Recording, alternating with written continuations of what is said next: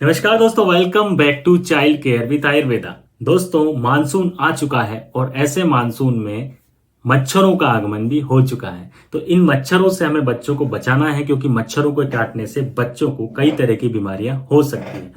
तो आज मैं आपको बताऊंगा कि कैसे आखिर हम बच्चों को इन मच्छरों से बचा सकते हैं। तो सबसे पहली बात जो आपको ध्यान रखना है कि बच्चों को कपड़े अच्छे से पहनाएं, स्पेशली शाम के समय, या जब बच्चे खेलने के लिए बाहर जाते हैं, या जब बच्चे वॉशरूम में पॉटी करने के लिए जाते हैं। तो ऐसी जगहों पर क्या होता है, मच्छरों का प्रकोप ज्यादा होता है, ज्यादा संख्या में मच्छर होते हैं, तो इससे बच्चों को मच्छर काट सकते हैं। तो उसके लिए हमें क्या करना होगा कि बच्चों को फुल स्लीव्स के कपड़े पहनाएं, पैरों में भी और हाथों में भी फुल स्लीव्स के कपड़े और पैरों में भी पूरे कपड़े पहनाएं, जिससे कि मच्छर नहीं काट सके।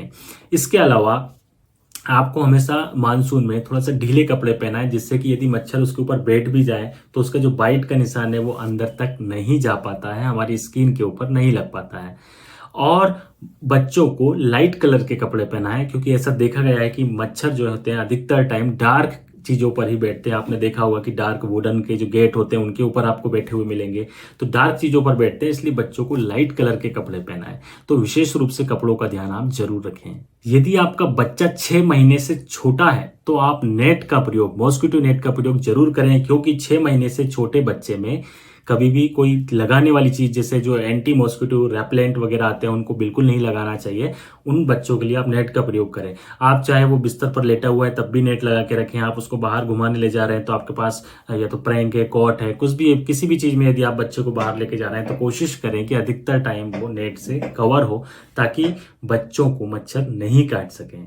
इसके अलावा यदि आपके बच्चे बड़े हैं और बाहर खेलने जा रहे हैं तो आप एंटी मॉस्किटो जो फैब्रिक रोल ऑन आता है, जिसे हम कपड़ों पर लगाते हैं, उसका प्रयोग आप जरूर कीजिए। उसको आपको यहाँ पर दो बूंद यहाँ, 2 बूंद यहाँ, इसी तरह से यहाँ पर पीछे आप लगा दीजिए, दोनों नीज पर लगा दीजिए। उससे भी मच्छर पास नहीं आते हैं और बच्चों को मच्छरों से बचाव होता है।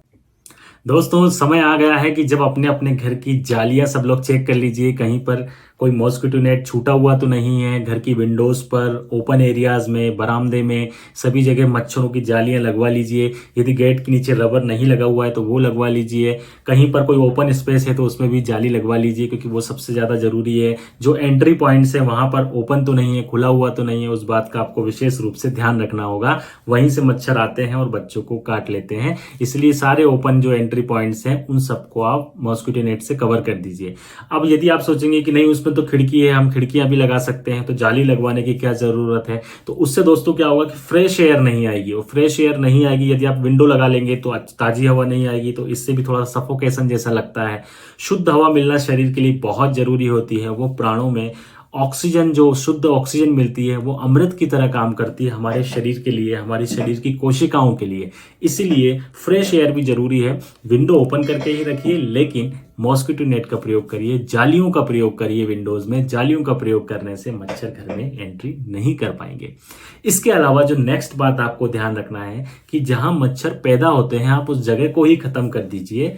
तो आपके घर के आसपास या आपके घर पर कोई ऐसी जगह है जहां पर पानी इकट्ठा हो रहा हो, पानी की टंकियां हो, पुराने टायर पड़े हुए हो, घर के बाहर नालियां हो, तो इन सब जगहों को ध्यान रखें कि इनमें कहीं भी पानी स्टोरेज ना हो। यदि पानी स्टोरेज होगा तो जरूर वहां पर मच्छर पैदा होंगे, और वही मच्छर पैदा होके आपके बच्चे को बाइट करेंगे और उसको डेंगू, चिकनगुनिया, मलेरिया आदि कई तरह की ऐसी बीमारियां हैं जो मच्छरों के काटने से होती हैं, वो सब करेंगे। इसलिए पानी का स्टोरेज ना हो।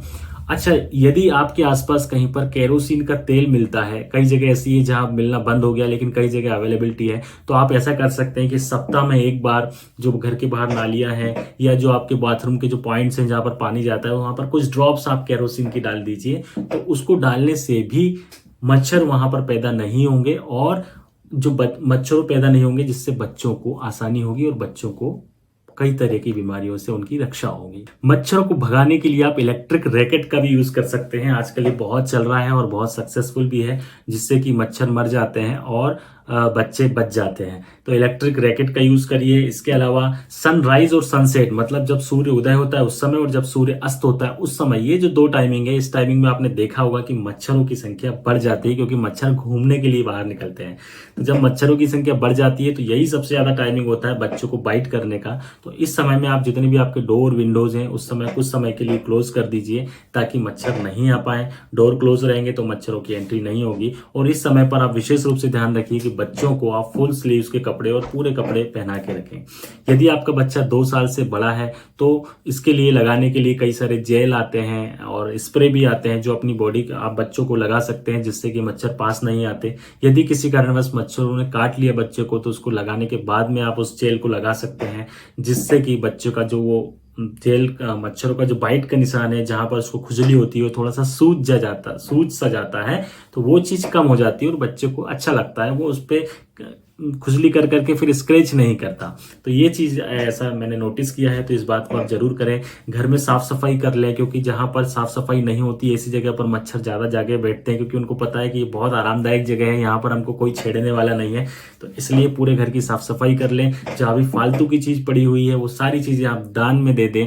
फालतू की चीजें आप यूज नहीं कर रहे हैं, किसी को काम आ जाएगी, तो आप अपने आसपास जो भी गरीब इंसान हो, जिसको जरूरतमंद हो, जिसको जरूरत हो, उसको सारी चीजें दे दें, ताकि आपके घर की साफ सफाई रहे, मच्छरों को कहीं भी जगह ना मिल सके।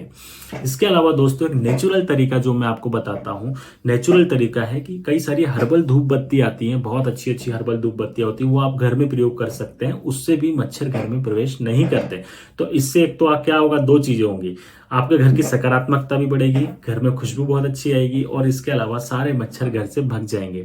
तो नेचुरल हर्बल धूप बत्तियों का प्रयोग आप कर सकते हैं। इसके अलावा यदि आपको विश्वास नहीं है कि यार इन धूप बत्तियों में केमिकल्स होते हैं, तो आप अपने घर पर ही हल्का सा कंडा करके और उसमें थोड़ा सा आप जो है नीम की पत्तियां डाल सकते हैं, गूगल, लोवान, इस तरह की औषधियां डाल सकते हैं। इससे भी मच्छर घर से भग जाते हैं। तो आप डेली शाम को कर सकते हैं, क्योंकि अपन ने देखा शाम के समय ही मच्छर सबसे ज्यादा होते हैं। तो डेली शाम को पूरे घर में एक बार ये धुआं दे दीजिए।